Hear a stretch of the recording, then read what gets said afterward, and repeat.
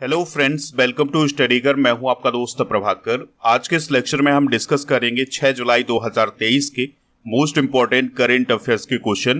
तो आप इस पूरे लेक्चर को बहुत ही ध्यान से लास्ट तक जरूर देखिएगा। पहला क्वेश्चन है, केंद्र सरकार ने किस योजना के तहत दुष्कर्म पीड़ित लड़कियों के लिए नई राहत योजना शुरू की है? आंसर हो जाएगा इसका मिशन बात्सल योजना। देखिए दोस्तों, भारत सरकार के द्वारा मिशन बात्सल योजना 2021 से चलाई जा रही है और इसी योजना के अंतर्गत जो दुष्कर्म पीड़ित लड़कियां हैं उनके लिए एक नई राहत योजना शुरू की गई है। अगर हम बात करें बेटी बचाओ बेटी पढ़ाओ योजना की, तो 2015 में लॉन्च की गई थी। राष्ट्रीय पोषण मिशन योजना 2017 में और उड़ान योजना 2017 में लॉन्च की गई थी।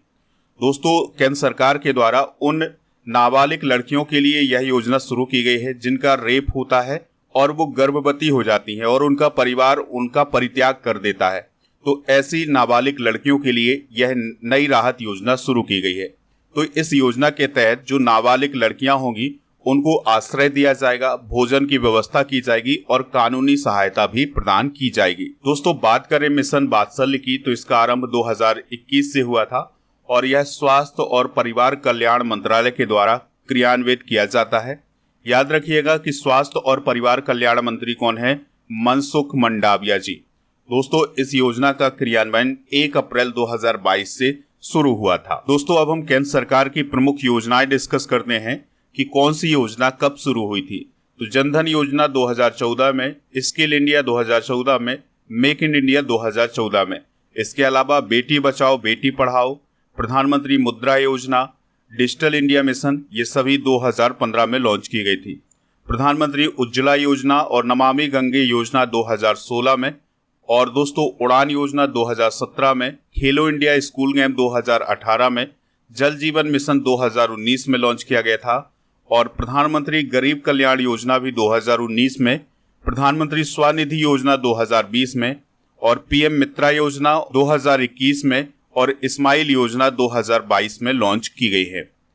आप इस पूरे लेक्चर को बहुत ही ध्यान से लास्ट तक जरूर देखिएगा। लास्ट में आपसे एक क्वेश्चन पूछा जाएगा जिसका आंसर कमेंट बॉक्स में देना है। चैनल पर अगर आप पहली बार आए हैं तो सब्सक्राइब कर लें, बेल आइकॉन भी दबा लें जिससे आपको समय पर सबसे पहले नोटिफिकेशन मिल सकेगा। दोस्तों, अगर आपको इस लेक्चर का पीडीएफ चाहिए तो पीडीएफ मिल जाएगा टेलीग्राम चैनल पर। टेलीग्राम पर जाइए, स्टडीगर ऑफिशियल आप सर्च करेंगे तो हमारा चैनल मिल जाएगा। चैनल को ज्वाइन करेंगे तो पीडीएफ भी मिल जाएगा। इसके अलावा आप हमारे ऐप से भी पीडीएफ को डाउनलोड कर सकते हैं। ऐप का लिंक डिस्क्रिप्शन बॉक्स में दिया गया है। दोस्तों, अगर आपको ये लेक्चर पसंद आता है तो आप इसे लाइक करें, शेयर करें सभी दोस्तों को सभी सोशल मीडिया प्लेटफॉर्म पर। अगला क्वेश्चन है, सैफ चैंपियनशिप 2023 का खिताब किसने जीता है? आंसर हो जाएगा भारत ने। तो दोस्तों, जो सैफ चैंपियनशिप है ये फुटबॉल से रिलेटेड है और इसको भारत ने जीत लिया है। चलिए इसके बारे में महत्वपूर्ण जानकारी डिस्कस करते हैं। तो ये जो 2023 में सैफ चैंपियनशिप हुई है, यह इसका 14वां संस्करण आयोजित किया गया था। 21 जून से 4 जुलाई तक इसका आयोजन हुआ है। और कहाँ हुआ है दोस्तों? इसका फाइनल मुकाबला बेंगलुरु में। इसमें कुल 8 टीमों ने हिस्सा लिया था। भारत, भूटान, बांग्लादेश, कुवैत, लेबनान, मालदीव, नेपाल और पाकिस्तान ने। सर्वश्रेष्ठ गोलकीपर के रूप में अनीसुर रहमान को चुना गया है जो कि बांग्लादेश के थे, और फेयर प्ले अवार्ड 2023 का खिताब मिला है नेपाल को। दोस्तों, 2021 का विजेता कौन था? भारत था। और 2023 का जो फाइनल हुआ था ये भारत और कुवैत के बीच हुआ था। पेनल्टी में भारत ने जीत हासिल की है। दोस्तों, भारत ने कब कब ये खिताब अपने नाम किया है? तो 1993, 97, 99, 2005, 2009, 2011, 2015, 2021 और 2023, यानी कुल मिलाकर के भारत ने 9 बार यह खिताब अपने नाम किया है। दोस्तों, पहला सैफ चैंपियनशिप कब आयोजित किया गया था? 1993 में। बात करते हैं सैफ की, तो इसका फुल फॉर्म होता है साउथ एशियन फुटबॉल फेडरेशन, जिसका गठन 1997 में हुआ था। मुख्यालय इसका ढाका बांग्लादेश में है। अध्यक्ष हैं इसके बांग्लादेश के काजी सलाउद्दीन। सदस्य कौन कौन से देश है? बांग्लादेश, भूटान, भारत, मालदीव, नेपाल, पाकिस्तान और श्रीलंका। दोस्तों, फुटबॉल से रिलेटेड कुछ इंपॉर्टेंट करंट अफेयर्स डिस्कस करते हैं।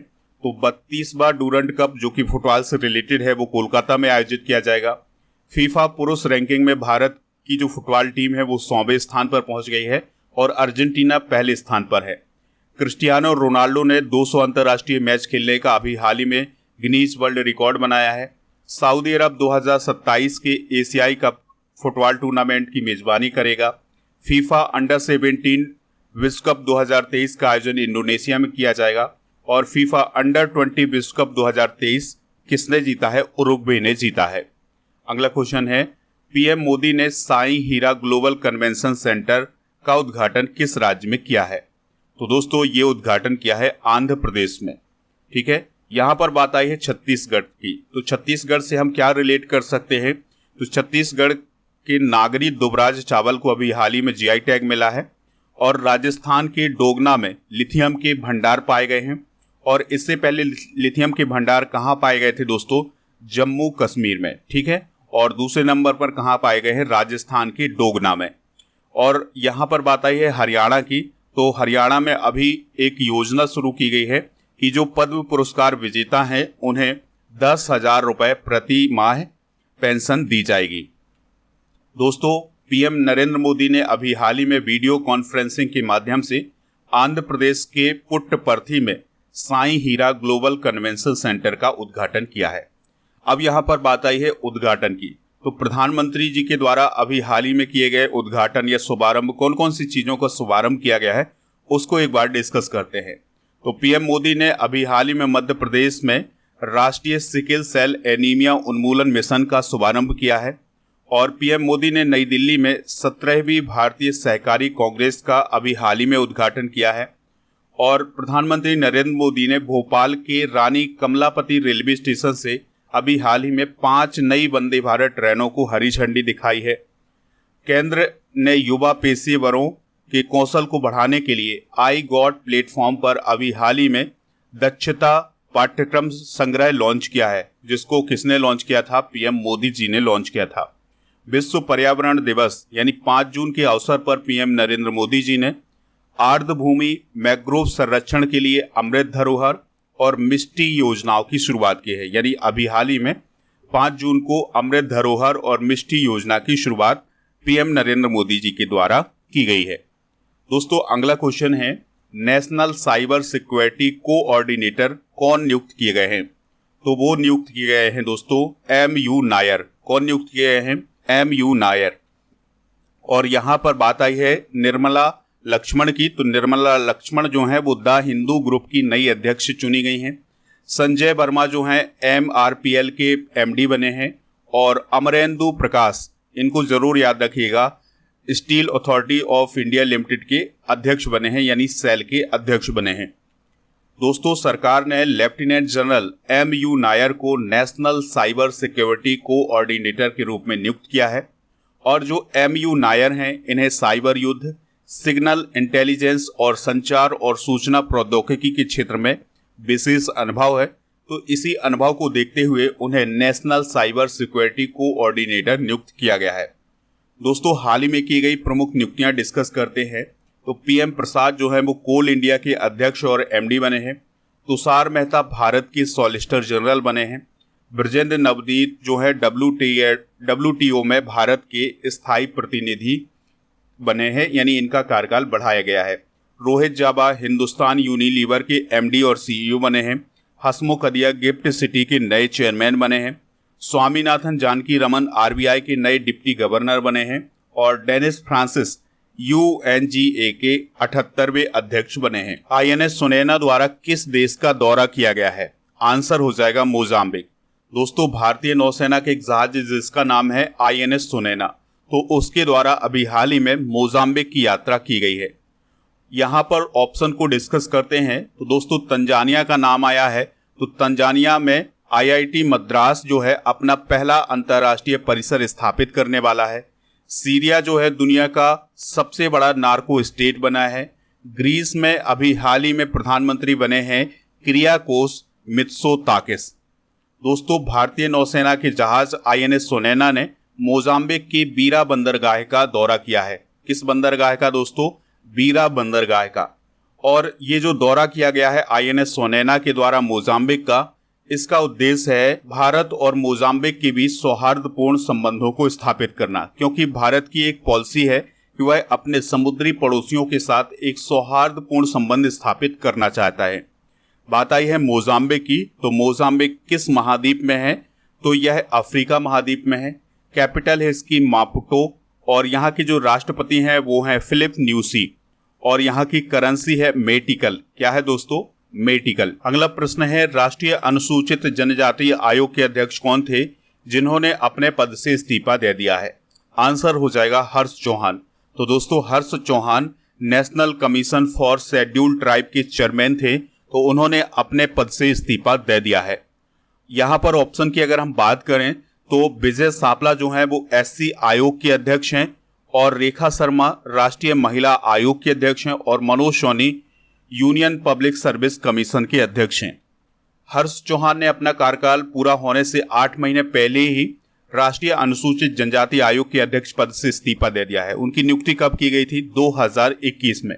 बात करते हैं राष्ट्रीय अनुसूचित जनजाति आयोग की, तो इसकी स्थापना फरवरी 2004 में की गई थी। भारत के संविधान की जो धारा है 338 से, उसके तहत इसकी स्थापना की गई थी और यह संवैधानिक निकाय है। दोस्तों संवैधानिक निकाय का मतलब क्या होता है कि जिस निकाय का वर्णन संविधान में किया हो उसे हम संवैधानिक निकाय बोलते हैं। तो दोस्तों ये जो राष्ट्रीय अनुसूचित जनजाति आयोग है इसका काम क्या होता है? तो जो शेड्यूल्ड ट्राइब होते हैं उनके राइट्स के लिए, उनके कल्याण के लिए, उनकी सुरक्षा के लिए और उनको बढ़ावा देने के लिए ये काम करते हैं। दोस्तों अब हम कुछ प्रमुख नियुक्तियां भी डिस्कस करते हैं, जैसे ओबीसी आयोग के अध्यक्ष कौन है? हंसराज अहीर हैं। अल्पसंख्यक आयोग के अध्यक्ष कौन है? इकबाल सिंह लालपुरा। राष्ट्रीय मानवाधिकार आयोग के अध्यक्ष कौन है? अरुण कुमार सिंह। भारतीय रेल बोर्ड के अध्यक्ष कौन है? अनिल कुमार लाहौटी। एसएससी के अध्यक्ष कौन है? एस किशोर। सीबीएसई के अध्यक्ष कौन है? निधि छिब्बर। एनसीईआरटी के नए निदेशक कौन है? दिनेश प्रसाद सकलानी। यूजीसी के नए अध्यक्ष कौन है? एम जगदीश कुमार। और केंद्रीय सतर्कता आयुक्त कौन है? प्रवीण कुमार श्रीवास्तव। अगला क्वेश्चन है, किस देश के न्याय मंत्री ले थांग लोंग ने भारत की यात्रा की है? तो दोस्तों जो ले थांग लोंग हैं वो वियतनाम के न्याय मंत्री हैं, तो उन्होंने अभी हाल ही में भारत की यात्रा की है और भारत के जो कानून मंत्री हैं अर्जुन राम मेघवाल, उनसे मुलाकात की है। तो भारत और वियतनाम के बीच अभी हाल ही में विधि और न्याय के क्षेत्र में कुछ समझौते हुए हैं। तो इन समझौतों में भारत की तरफ से जो कानून मंत्री हैं अर्जुन राम मेघवाल, उन्होंने, और वियतनाम की तरफ से जो न्याय मंत्री थे ले थांग लोंग, तो उन्होंने हिस्सा लिया है और इनकी जो बैठकें हैं वो नई दिल्ली में आयोजित की गई थी। बात आई है वियतनाम की, तो वियतनाम जो है वो एशिया महाद्वीप में ही स्थित एक देश है। दोस्तों इसकी जो कैपिटल है वो है हनोई और प्रधानमंत्री हैं फाम मिन चिन और यहाँ की जो करेंसी है वो है वियतनामी डोंग। अगला क्वेश्चन है, देश के पहले सहकारिता से संचालित सैनिक स्कूल की आधारशिला कहाँ रखी गई है? आंसर हो जाएगा इसका महसाना। तो दोस्तों महसाना किस राज्य में है? याद रखिएगा ये गुजरात में है। तो यहाँ पर अभी हाल ही में देश के पहले सहकारिता से संचालित सैनिक स्कूल की आधारशिला रखी गई है। दोस्तों इसकी आधारशिला किसने रखी है? तो केंद्रीय गृह और सहकारिता मंत्री हैं अमित शाह जी, तो उनके द्वारा महसाना के पास ही एक सहकारिता से संचालित सैनिक स्कूल का शिलान्यास किया गया है और इसकी जो लागत है वो बताई गई है 75 करोड़ रुपए की। ठीक है दोस्तों, तो दूध सागर डेयरी के द्वारा इसे स्थापित किया जा रहा है। 2023 में प्रथम की बात करें तो अज्ञात शवों का डीएनए डेटाबेस तैयार करने वाला भारत का पहला राज्य कौन है? हिमाचल प्रदेश है। पानी के नीचे चलने वाली भारत की पहली मेट्रो ट्रेन कहां पर शुरू की गई है? तो ये कोलकाता में शुरू की गई है, कोलकाता मेट्रो के द्वारा। दुनिया का पहला एशियाई किंग गिद्ध संरक्षण व प्रजनन केंद्र कहाँ स्थापित किया गया है? उत्तर प्रदेश में। हत्या के केस में आर्टिफिशियल इंटेलिजेंस आधारित चैट जीपीटी की मदद से जमानत पर फैसला सुनाने वाला देश का पहला हाईकोर्ट कौन बना है? पंजाब और हरियाणा हाईकोर्ट। अगला क्वेश्चन है, भारतीय क्रिकेट टीम के मुख्य चयनकर्ता कौन बने हैं?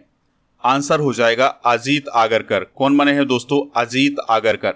ठीक है, तो दोस्तों भारत के पूर्व तेज गेंदबाज रहे हैं अजीत आगरकर जी, तो अब वो भारतीय क्रिकेट टीम के मुख्य चयनकर्ता नियुक्त किए गए हैं। ठीक है, अजीत अगरकर ने किसका स्थान लिया है? चेतन शर्मा का स्थान लिया है। दोस्तों अजीत अगरकर की बात करें तो इन्होंने भारत के लिए 26 टेस्ट, 191 वनडे और 4 T20 मैच खेले हैं। तो यहाँ पर बात आई है स्पोर्ट्स की, तो स्पोर्ट्स से रिलेटेड करंट अफेयर्स डिस्कस करते हैं। तो भारत के टेनिस प्लेयर हैं यूकी भांभरी, तो इन्होंने अपना पहला ATP युगल खिताब अभी हाल ही में जीता है, स्पेन में जीता है, याद रखिएगा। भारतीय क्रिकेट टीम का जो नया स्पॉन्सर बना है वो कौन बना है? ड्रीम 11 बना है। अभी हाल ही में भारत के भाला फेंक के जो एथलीट हैं नीरज चोपड़ा, उन्होंने लुसाने डायमंड लीग 2023 का खिताब जीता है। अगला प्रश्न है किस देश ने UNSC में भारत, ब्राजील, जर्मनी, जापान और अफ्रीका का प्रतिनिधित्व शामिल करने की मांग की है? आंसर हो जाएगा ब्रिटेन। तो दोस्तों अभी हाल ही में ब्रिटेन ने यह कहा है कि जो संयुक्त राष्ट्र सुरक्षा परिषद है या UNSC है, तो उसमें भारत, ब्राजील, जर्मनी, जापान और अफ्रीका को शामिल किया जाए, ठीक है। और जो इसकी स्थायी समिति होती है उसके सदस्यों की संख्या भी बढ़ाई जाए। बात करते हैं UNSC की, तो इसकी स्थापना 24 अक्टूबर 1945 को हुई थी और यह संयुक्त राष्ट्र के 6 प्रमुख अंगों में से एक है।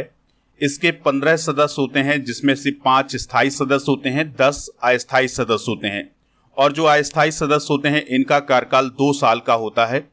और दोस्तों जो इसके 5 स्थायी सदस्य हैं वो कौन कौन है? चाइना, फ्रांस, रसिया, UK और अमेरिका। दोस्तों जो 5 ये सदस्य हैं इसमें कोई भी प्रस्ताव को वीटो कर सकता है और जो UNSC का मुख्यालय है ये न्यूयॉर्क में है।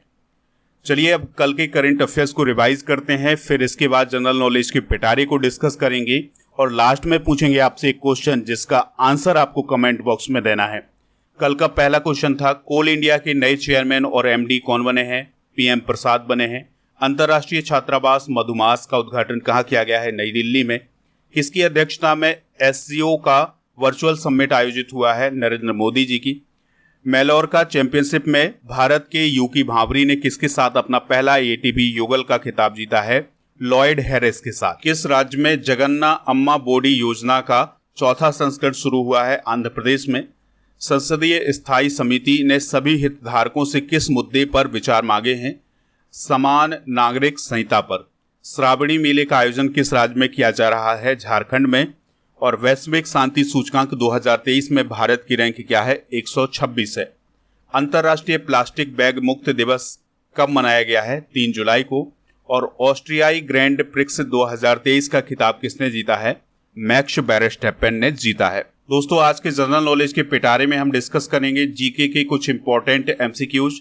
तो भगवान बुद्ध को ज्ञान की प्राप्ति कहाँ हुई थी? बोध गया में। भारत का प्रथम गवर्नर जनरल कौन था? William Bentinck. Vasco D gamma Bharat कब आया था? 1498 में। रेडियो एक्टिविटी की खोज किसने की थी? हेनरी बेकरल ने। और भारत में रेल का आरंभ किस सन में हुआ था?